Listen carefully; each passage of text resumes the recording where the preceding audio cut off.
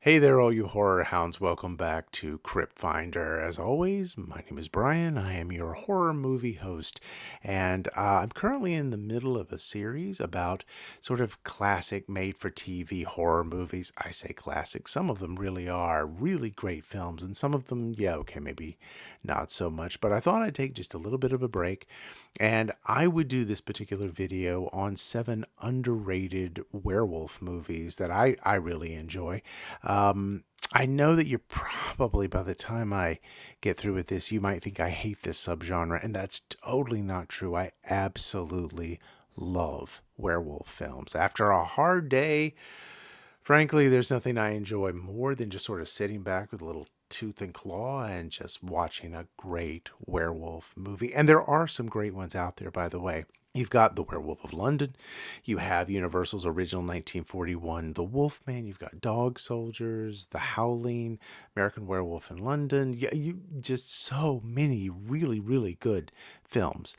But I felt like, hey, let's talk about some that maybe don't get quite as much love and attention as much as they should. So I will start off, though, by saying, I guess werewolves, to me, again, love it. Absolutely love the subgenre. But I just don't feel like that the symbolism of what a werewolf is. I mean, because you basically just have sort of the duality of man, right? You've got this sort of the ordered world, civilized world. You've got sort of the wild, untamed part, battling it out. So it's man versus nature, or sometimes man is nature in this case, and sort of that Jekyll and Hyde battle for dominance. That kind of symbolism to me doesn't really. It's not as fluid as it is with vampires or ghosts or witches. I just don't feel like you could drop a werewolf into any particular movie and it could sort of just stand on its own two hind legs, and sometimes work as well as it should. But maybe that's just me. You let me know in the comments down below what you think. But okay, so here's another issue. Whew, all right. Camp number one. This is where I tend to feel like you've got a good movie. It's all good. The acting's pretty good. It's very solid. You've got great atmosphere, great direction. You're building mood and suspense. It's all really, really good. But the werewolf effects are not so hot. And that tends to happen because, well, there just wasn't the money for those special effects or CGI. I hate to say it, but any sort of like computer graphics that have been used to create a werewolf, it just never pans out well. And so no matter how good the movie is, I'm always just sort of ripped out of the film by some really awful CGI. And not even that these are like low budget films, sometimes very big Hollywood studios with very expensive CGI, it still falls flat. So that's, I don't think I've ever seen a movie yet where I can't tell that they have used CGI to create a wolf. And not a werewolf, just a regular old timber wolf. There is something about the way a wolf moves and its gait and the way it jumps and runs. It doesn't seem to me like they're very good about being able to capture that. They've done some great CGI for some other animals. I don't know what it is about wolves, but I always notice. And so, and again, that's just a wolf. If you take a half wolf, half human hybrid and you're going to like put that on film, I want to be able to look at that and be like, whoa, never seen something like that on film before. That's my hope, at least. Okay. Camp number 2. That's where your movie's okay, but your werewolf effects are just fantastic. And I feel bad because I don't really like ragging on filmmakers in any way. Nobody sets out to make a bad movie. You have to work with the limitations of exactly what you have. So yeah, you couldn't get maybe the top-notch stars you wanted. Maybe you have to like cut corners and compromise here and there, and that wasn't really your vision. Um, maybe the script could have used a couple more drafts, or maybe the script was great, but in the editing process, things got chopped up here and there, and you ended up with like something that was said earlier in the movie didn't make sense later on, and or maybe the only money you had, you just put it into the werewolf effects, and that really comes across, whereas maybe the rest of the movie sort of suffers. So those are the two camps. Those are the ones that I see more often. So as I begin to talk about these movies, I'll try to indicate which camp I think they sort of fall into. And if anybody just skipped ahead to the list of underrated werewolf movies, you're not going to even know what I'm talking about when I'm saying Camp 1 and Camp 2. But those of you who stuck around through the whole thing, you'll be in the know. So, at number 7 on the list, this happens to fall into camp number 1, by the way. It's a pretty solid movie. It's just not a very good werewolf. So, from 1972, it is Moon of the Wolf. This film has been skewered by riff tracks, and I've had people tell me this is the worst werewolf movie of all time, and I can only assume they mean because the actual werewolf is kind of hokey. The story is pretty solid. It's based on the novel by Leslie Whitten. The movie is set in a small Louisiana bayou town called Marsh Island, and it follows the sheriff played by David Jensen, who's investigating a brutal murder of a local girl. The victim's brother, Lawrence, he's played by Jeffrey Lewis, he insists the killing was done by his sister's secret lover. So he's running all over town trying to find out who this mysterious suitor actually is. And yet the sheriff is somewhat leery of Lawrence, like he's thinking he might have something to do with this killing, and the bodies keep piling up, and all of the locals think it just might be a werewolf doing the killing. Filmed entirely on location in Louisiana, that adds a lot of flavor and charm to this film. I mean, this was a made-for-TV movie, so they could have just filmed it on a backlot somewhere and said it was Louisiana, but instead they go to a lot of care and attention to make sure it's actually filmed on location, and adds a lot of realism to this film. If you took all of Jack Pierce's wonderful makeup effects from the original 1941 Universal film, The Wolfman, and you did a watered down, poor man's version of that, like picking up a kid somewhere at like a drugstore, or Spirit Halloween, that's about what you're going to get with this movie. But don't let that sway you.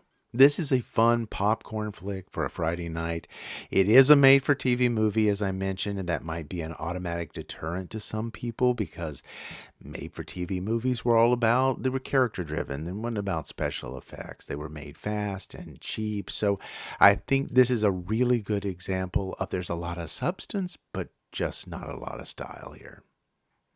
All right, coming in at number 6 from 1996, it is the movie Bad Moon. This falls more into the second camp here. Story is fine, nothing revolutionary, nothing that's going to completely knock your socks off, but the werewolf effects are top shelf. I mean, they are really incredible, convincing, scary, realistic effects by Steve Johnson, who had worked on Species and some of the Howling sequels.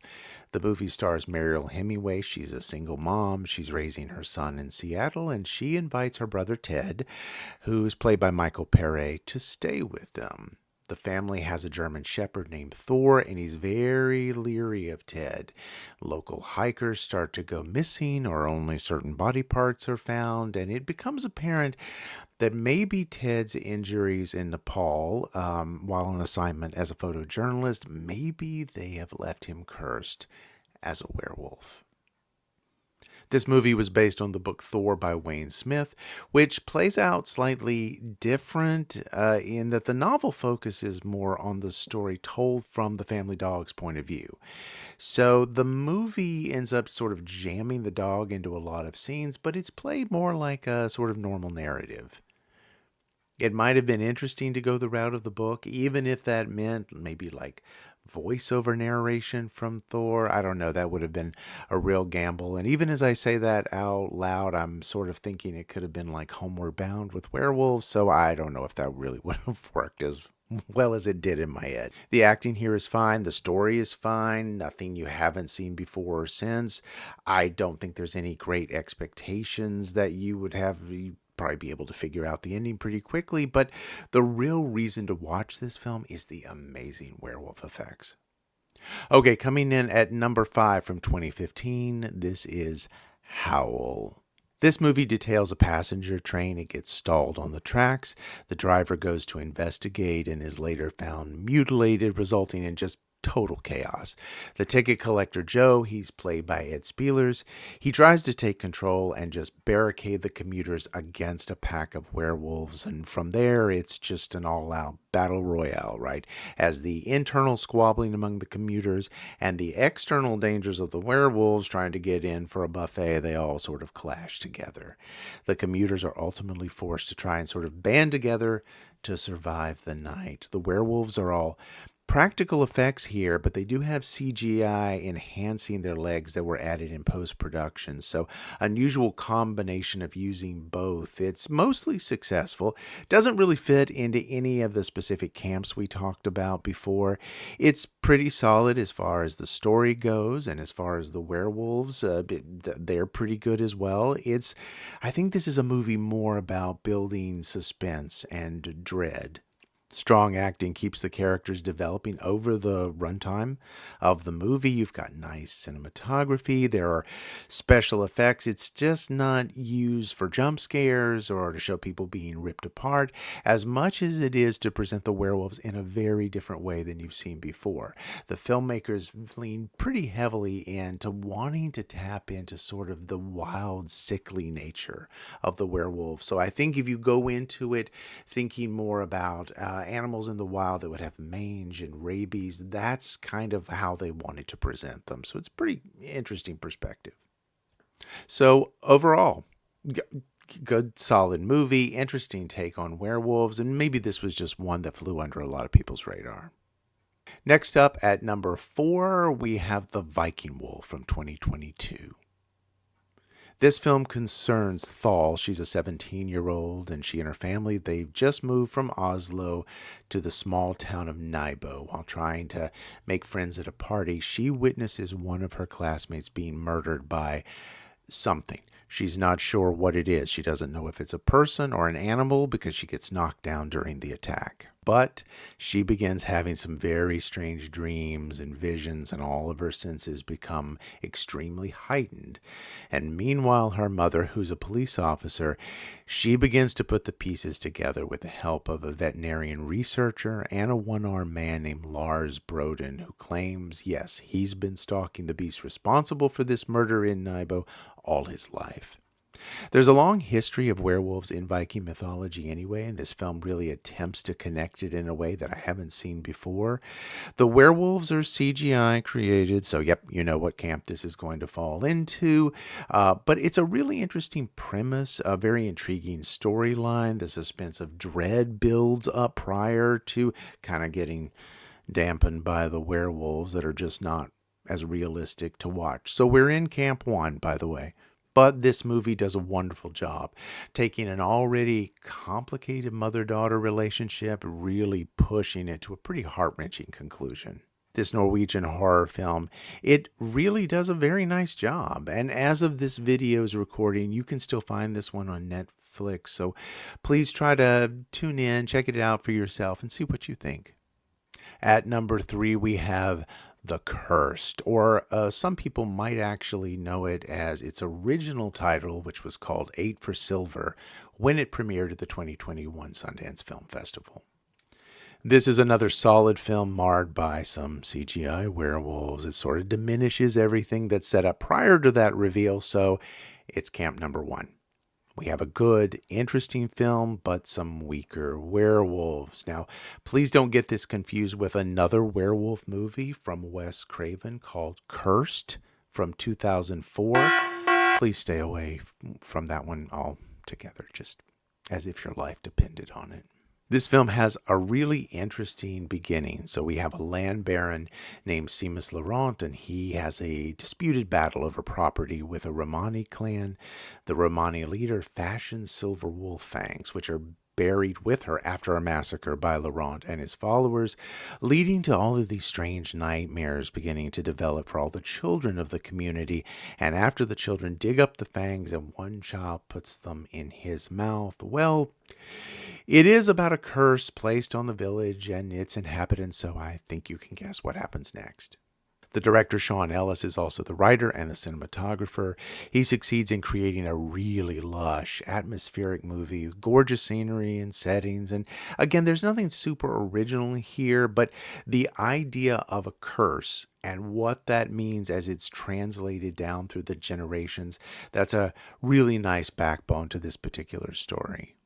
So it's worth your time and attention. Give it a look for yourselves and let me know what you think. Okay, we're all the way at number 2 at this point, and this is going to give you a very different interpretation of lycanthropy. The movie is Good Manners from 2017. The film revolves around Anna. She's a wealthy woman. She hires a nurse and a live-in housekeeper named Clara in Sao Paulo, and she's just far enough along in her pregnancy. She just needs help, some assistance with household chores and preparing the meals. The phases of the moon seem to either increase Anna's appetite or causes sort of a sexual surge to happen, and this actually ends up causing some complicated feelings for both of these women. As Anna's cramping worsens during the full moon, yep, a werewolf pup ends up clawing his way out of her. And this terrifies the housekeeper, who is getting ready to abandon this wolf pup, but suddenly the human-like cries are something that sort of draws her back in. So she decides she can't ultimately leave him, and she names him Joel and tries to seek to protect him from the world. Of course, if all that went according to plan, you wouldn't have a movie, so naturally things spiral out of control. We have some CGI effects here. They're not so overblown to ruin the movie, even though they're not great. So I guess this movie falls more into the middle ground of a strong film with minor CGI issues that doesn't really distract that much. So, watch it if you can. I don't want to go into any spoilers here. This is a little bit more of a fragile story. The runtime is 2 hours and 15 minutes. So if you feel like I gave too much away early on, I really didn't. There's a lot more that follows within the story. It takes its time establishing characters, all the situations. I mean, for some viewers, I can see this being maybe a little too slow, but for others, it's going to be a very worthy watch. It's not wildly unlike another film called Into the Dark Blood Moon from 2021. Both of these films sort of have a mother or a mother-like figure protecting a wolf-like child. So I think you could probably, maybe it would be a toss-up. I think Good Manners might be a little bit more interesting. It leans much heavier into the fairy tale element of it, though, and it just seems to be, let's say, a broader kind of love story. So check this one out. All right, and that brings us down to number 1, and this movie doesn't fit into any particular camp except maybe just great. From 2013, it is the movie Where. This is a solid story, and the use of CGI is very minimal here. It's really used more to just sort of enhance a couple moments, but with that said, please don't go into the film expecting any dramatic transformations. This is much more about brute strength and the internal struggles, so you are not going to see anyone change their shape, at least not completely.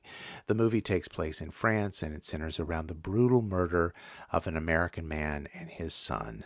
The wife is recovering in the hospital, and she provides some sort of bedside testimony on what actually happens, and this ultimately leads to the arrest of a local man named Talon Gwynnick. The mutilations of the bodies, it just doesn't add up. It doesn't seem like a human being could do this. It seems like it would have been done by some sort of large unknown animal. Yet the continued corruption of any DNA evidence has the police basically holding the suspect while they try to piece together if there actually is a case here. His defense attorney is an American named Catherine Moore. She's living in France, and she assembles a team consisting of an investigator named Eric Sarin, and she also calls in an old flame named Dr. Gavin Fleming. Their relationship ended about 5 years ago, but he's a top animal expert. He becomes part of the defense team, and I don't want to say too much about the plot here because part of the enjoyment of this film is taking a supernatural concept like a werewolf and having it dissected more in a legal and scientific approach. This is a really understated and at times gory and very entertaining film. It deserves a lot more love. It doesn't fall into camp one or two. It's just a solid werewolf movie that I think you need to see. There are a couple downsides to this film where I can see some viewers possibly getting a little irked, and it's twofold. As I mentioned earlier, no big reveal of someone's body shifting into wolf-like proportions. You get a little bit of that, but it's really more just that show of strength. So if you're thinking you're going to see some sort of like amazing transformation, no, you're not. So please level your expectations there. The second point is that the interjection of police footage and news reports, it adds this very realistic flavor to the movie, but I have an odd feeling the filmmakers maybe weren't completely sold on what kind of movie they wanted to make. There are times it has a found footage sort of vibe, even in the camera placement. So sometimes the camera is shooting from like high corners as if there is some sort of like security surveillance footage that would have been there, but it's in a location that wouldn't exist, like a cellar or a cave. At other times, the camera moves very erratically. It sort of pivots from person to person, again, as if there is an actual person that's there in the scene that we can't see that's just shooting this particular footage. It can be a little distracting, and the entire film is done in that sort of cinema verite style, so I guess just prepare yourself for that. The camera is it's on the move, so don't expect a lot of lockdown shots, but don't let any of that distract you, please, from watching such a fresh, modern, interesting, inventive take on the werewolf subgenre. I really think you will like this one. And before I wrap up, I want to talk about a group of films. I'm going to give you a couple extra recommendations here, but this particular group of films is very different, and I don't want to say too much and end up spoiling anything. Let's just say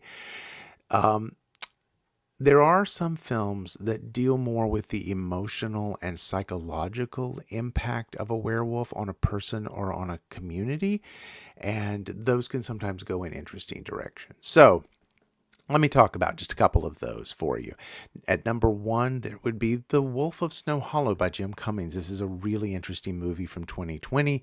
It's sort of a comedy, drama, horror film that, again, just goes into some really interesting directions. It's well shot, well acted, definitely worth a look. Next up is Scream of the Wolf. This is another made-for-TV movie from 1974. But I do say, incidentally, The Wolf of Snow Hollow owes sort of a little bit of a nod to Scream of the Wolf. It's not the same story, but I think it clearly lays some groundwork for Jim Cummings' film. It's another one leading you down a path that you think you know, only for a little bit more of a interesting reveal. And finally, we have Romo Santa, the werewolf hunt from 2004. Julian Sands plays a serial killer, and he claims to be a werewolf as part of his defense in 1850s Spain. Well, that'll do it, everybody. Those are the 7 underrated werewolf movies I think that you should definitely check out. This is Wolfgang, by the way. He just woke up from a nap. He's a little bit cranky, aren't you? Yes, you are. Yes, you are. I need to get him some raw meat quickly. Anyway, please, in the comments, let me know if you've seen any of these movies and what you think about any of these films. And I'm sure that there are some great underrated werewolf movie suggestions that you might have. So please let me know that. So as always, everyone, I hope you can come back for the next time and stay curious and stay scared.